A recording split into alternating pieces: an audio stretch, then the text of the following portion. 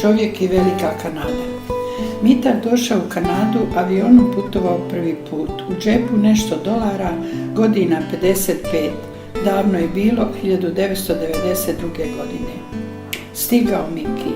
Hej Miki, gdje si bolan ne bio? Zagrlja i suze radosnice, familija zajedno i bezbjedno.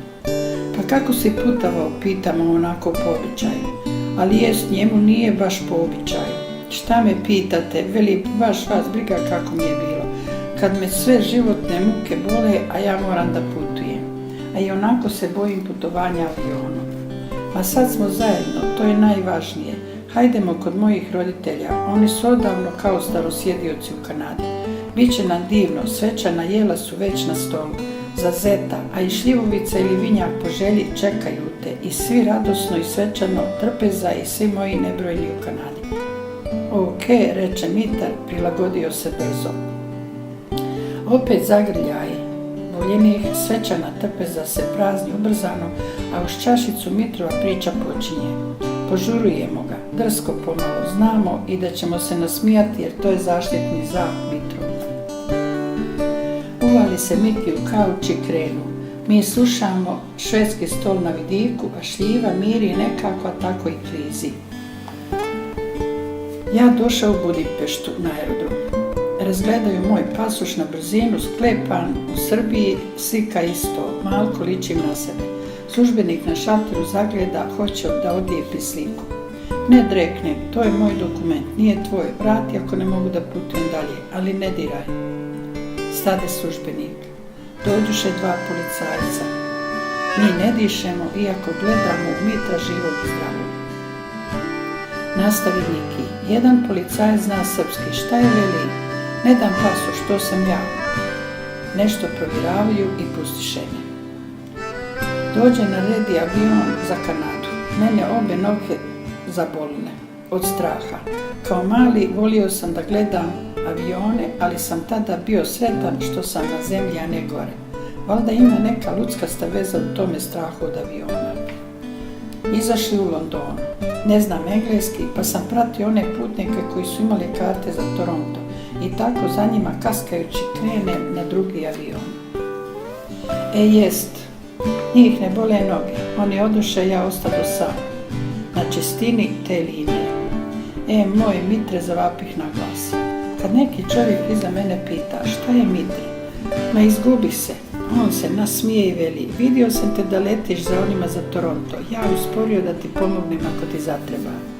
Pa što se ne javi bolan da ne umirem od straha? Nisam htio da te povrijedim, jer neke ljudi se tako osjećaju ako im se nudi pomoć. Ma šuti, rekoh mu, ti si kao anđeo sa neba i tako evo me sad ovdje. Kako je bilo na carini, pitam ja, jer Mitar baš ništa nije donio, osim sebe i pasoša sa onom sumnjivom sklepanom slikom. A vrlo važno, nemoj ni da pitaš, šta se desilo? Ma ništa loše, imao sam najlon vrećicu sa 1 litrom kleke za tebe, Kati, ali u Mađarskoj rekli ne može i tako dođoh u Toronto sa rukama u džepovima. Pa dobro si prošao. Ma nisam, lupi se Mitar po koljima. Tu su me baš mučili. Dođe prevodilac da pomogne. Šta je, gospodine Nešković? Izvolite, imate neki problem sa vašim prtljagom? Nemam, veli.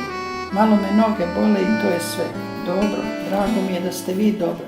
Ali ako ima nekih problema sa prtljagom, tu sam. Pomoću vam. Kakav prtljag, rekoh, ja sam prtljag. Izvrnem džepove. Doputovao sam iz Bosne, nemam ništa, tamo je sve ostalo, nije bilo za put. Čovjek me pogledom pomilova, ode i evo me sad ovdje. Mitar ko Mitar, smijao se sam sebi, ali mi sreći zajedno smo.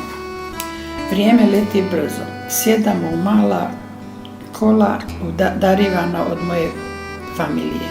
Krećemo za Kambermer kod moje sestre i zeta. Dobijamo kuću besplatno za stanovanje za pola godine. Mitar sretan, sve imamo što nam treba i Miki veli živjela Kanada. Ali vrijeme nije saveznik, već samo tamo neka kategorija. Dođe Miki na razgovor za posao, proizvodnja od drveta, blizu i dobro plaćeno. Gazda pita, možeš li to raditi?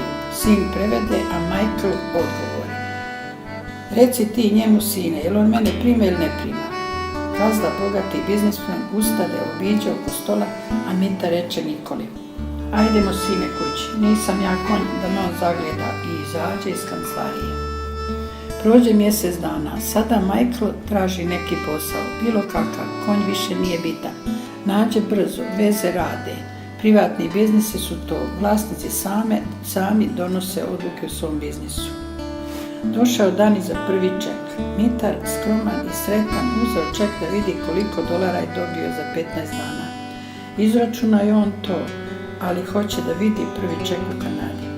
Vjetar pirka, ali na mostu preko velike rijeke Madavaske puše.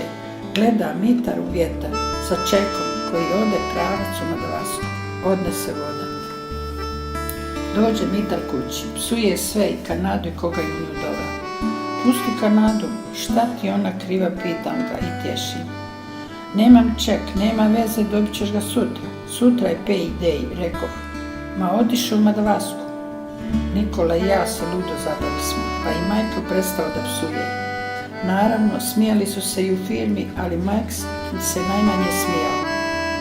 Napravio je vic od toga.